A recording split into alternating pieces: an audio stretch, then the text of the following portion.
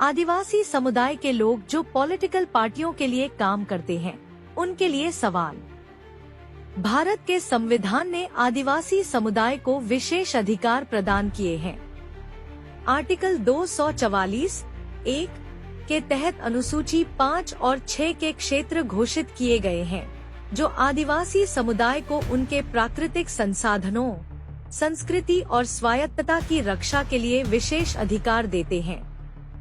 इसके अलावा पंचायत विस्तार आदिवासी क्षेत्र अधिनियम, पेशा 1996 और वन अधिकार अधिनियम FRA 2006 जैसे कानून आदिवासी समुदाय को उनकी जमीन, जंगल और जल पर अधिकार सुनिश्चित करते हैं। फिर भी इन संवैधानिक अधिकारों का कार्यान्वयन अक्सर कमजोर रहता है और इसके पीछे कई बार पॉलिटिकल पार्टियों की उदासीनता या गलत नीतियां जिम्मेदार होती हैं।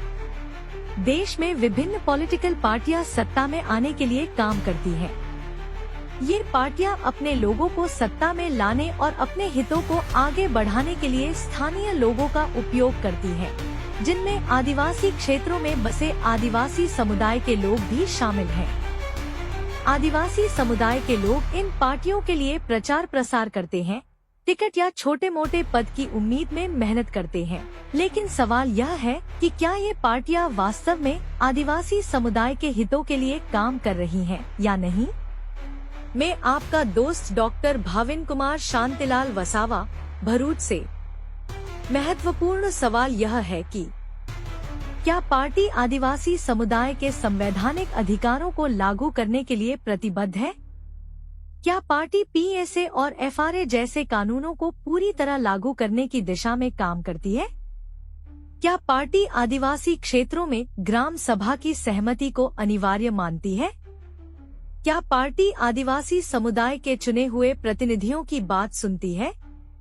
कई बार हम देखते हैं कि आदिवासी समुदाय से चुने गए सांसद, MP, विधायक, MLA या अन्य प्रतिनिधियों की बात को भी पार्टी गंभीरता से नहीं लेती।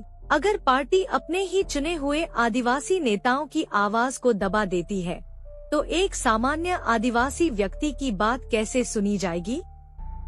क्या पार्टी आदिवासी विरोधी नीतियों पर चुप्पी साधती है? वर्तमान में कई सरकारी नीतियां ऐसी हैं जो आदिवासी समुदाय के संवैधानिक अधिकारों के खिलाफ हैं। उदाहरण के लिए खनन, बड़े बांध, बिन कृषि मंजूरी, जमीनें, औद्योगिक परियोजनाएं या जंगल से बेदखली की नीतियां अक्सर ग्राम सभा की सहमति के बिना लागू की जाती हैं। ऐसी नीतियों पर सत्ताधारी पार्टियां या तो चुप रहती हैं या इन्हें समर्थन देती हैं। यह आदिवासी समुदाय के अधिकारों का स्पष्ट उल्लंघन है। क्या पार्टी आदिवासी क्षेत्रों के संसाधनों को लूटने की अनुमति देती है? कई पार्टियां आदिवासी क्षेत्रों के प्राकृतिक संसाधनों जैसे खनिज, जंगल, पानी को बिना स्थानीय सहमति के बाहरी कंपनियों को सौंप देती हैं। इससे आदिवासी समुदाय की आजीविका और संस्कृति को गंभीर नुकसान पहुंचता है। क्या हो रहा है गलत? जो आदिवासी समुदाय के लोग पॉलिटिकल पार्टियों के लिए काम करते हैं, वे अक्सर यह सोचते हैं कि उनकी मेहनत से उन्हें या उनके समुदाय को लाभ होगा। लेकिन हकीकत में अगर पार्टी आदिवासी हितों के प्रति गंभीर नहीं है, तो ये लोग अपने ही समुदाय के खिलाफ काम कर रहे होते हैं।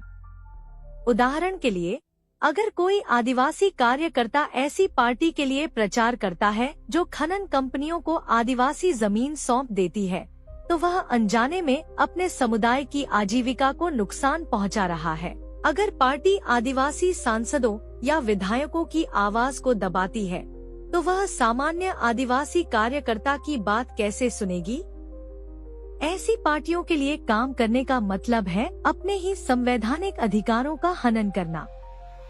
यह न केवल समुदाय के लिए, बल्कि कार्यकर्ता के अपने भविष्य के लिए भी हानिकारक है।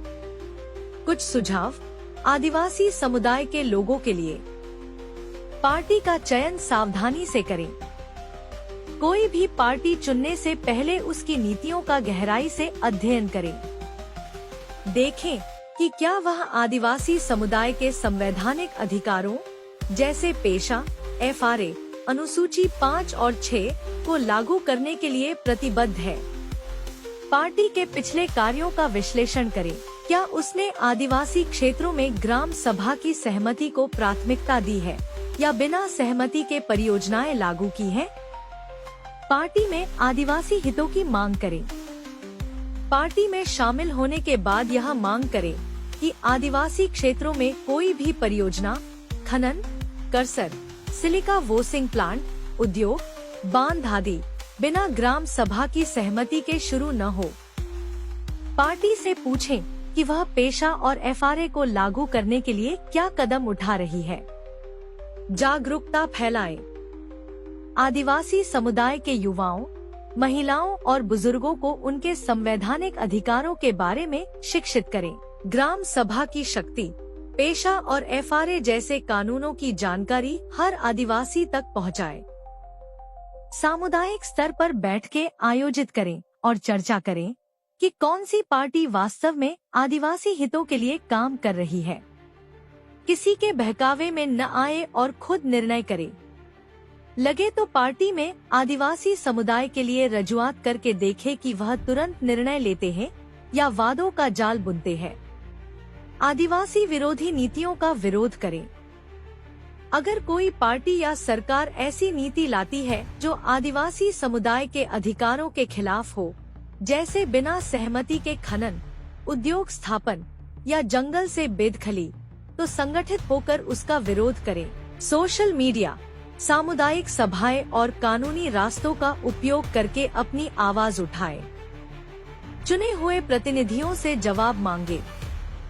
अपने क्षेत्र के आदिवासी सांसदों, विधायकों, तालुका जिला पंचायत प्रमुख, सरपंच और सभ्यों या अन्य नेताओं से पूछें कि वे आदिवासी हितों के लिए क्या कर रहे हैं। अगर वे चुप हैं या पार्टी के दबाव में हैं, तो उन्हें जवाबदेह बनाएं। क्या करें ताकि आदिवासी क्षेत्रों में गलत परियोजनाएं न आएं? जो आदिवासी समुदाय के लोग अभी पार्टियों से जुड़े हैं, उन्हें यह सुनिश्चित करना होगा कि ग्राम सभा की अनुमति के बिना निम्नलिखित गतिविधियां आदिवासी क्षेत्रों में न हों। गैर कृषि मंजूरी यानी जमीन बिन खेती की मंजूरी, खनन मंजूरी, खनिज स्टॉकिस्ट रजिस्ट्रेशन, उद्योग स्थापना, क्रशर, सिलिका वॉशिंग प्लांट, बड़े बांध या अन्य बुनियादी ढांचा परियोजनाएं। इसके लिए आप निम्नलिखित कदम उठा सकते हैं। पार्टी में प्रस्ताव रखें। आदिवासी क्षेत्रों में ग्राम सभा को सर्वोच्च अधिकार देने की मांग करें। स्थानीय स्तर पर संगठन बनाएं। ग्राम सभा को मजबूत करें और हर परियोजना की जानकारी ग्राम सभा तक पहुंचाएं। कानूनी सहायता लें। अगर कोई परियोजना बिना सहमति के शुरू होती है, तो वकीलों या आदिवासी संगठनों की मदद से अदालत में चुनौती दें। कुछ और सवाल जो पार्टी से पूछे जा सकते हैं। क्या पार्टी आदिवासी क्षेत्रों में शिक्षा, स्वास्थ्य और रोजगार के लिए विशेष योजनाएं बना रही है? क्या पार्टी आदिवासी समुदाय की सांस्कृतिक पहचान और भाषाओं को संरक्षित करने के लिए काम कर रही है? क्या पार्टी आदिवासी महिलाओं और युवाओं को पॉलिटिकल नेतृत्व में आगे बढ़ाने के लिए अवसर दे रही है? अगर कोई नीति आदिवासी समुदाय के खिलाफ है, तो क्या पार्टी उसका खुलकर विरोध करेगी? लोग क्या कर सकते हैं? जब कोई व्यक्ति जो किसी पॉलिटिकल पार्टी से जुड़ा हो, प्रचार करने या अपने उम्मीदवार के लिए वोट मांगने आए, तो उनसे सवाल करें कि उन्होंने अब तक आदिवासी समुदाय के संवैधानिक अधिकारों के लिए क्या किया है और भविष्य में क्या करने की योजना है। अगर उन्होंने कोई रजुआत, प्रस्ताव या मांग की है, तो उसका नतीजा क्या रहा, यह स्पष्ट करने को कहें। साथ ही समाज के हित में पार्टी से जुड़े लोगों को भी प्रोत्साहित करें कि वे ऐसी रजुआत करें जिससे आने वाले समय में उनकी और उनकी पार्टी की जवाबदेही तय हो सके। इससे पार्टी और उसके कार्यकर्ताओं पर आदिवासी समुदाय के हितों के लिए काम करने का दबाव बनेगा, जिससे उनकी आदिवासी समुदाय के बारे में क्या सोच है वह भी स्पष्ट होगा। निष्कर्ष, जागरूकता ही शक्ति है। आदिवासी समुदाय का भविष्य हमारी जागरूकता और संगठित प्रयासों पर निर्भर करता है। हमें यह समझना होगा कि कोई भी पॉलिटिकल पार्टी तभी हमारे हितों की रक्षा करेगी जब हम अपनी आवाज मजबूती से उठाएंगे। गलत पार्टी का चयन या गलत नीतियों का समर्थन न केवल हमारे समुदाय को बल्कि हमारी आने वाली पीढ़ियों को भी नुकसान पहुंचाएगा। आइए अपने संवैधानिक अधिकारों को समझें, ग्राम सभा को मजबूत करें और ऐसी पार्टियों का समर्थन करें जो वास्तव में आदिवासी समुदाय के हितों के लिए काम करती हों। हमारा हक, हमारी ताकत, हमारा भविष्य। इस वीडियो को फेसबुक, व्हाट्सएप, एक्स और सभी सोशल मीडिया प्लेटफॉर्म पर शेयर करें। हमारे पेज को लाइक करें और अगर आप यूट्यूब पर देख रहे हैं तो हमारे चैनल को सब्सक्राइब करें। अपने सुझाव और राय कमेंट बॉक्स में जरूर लिखें। आइए इस मुहिम का हिस्सा बनें और सच को सब तक पहुंचाएं। डॉक्टर भाविन कुमार शांतिलाल वसावा, भरूच।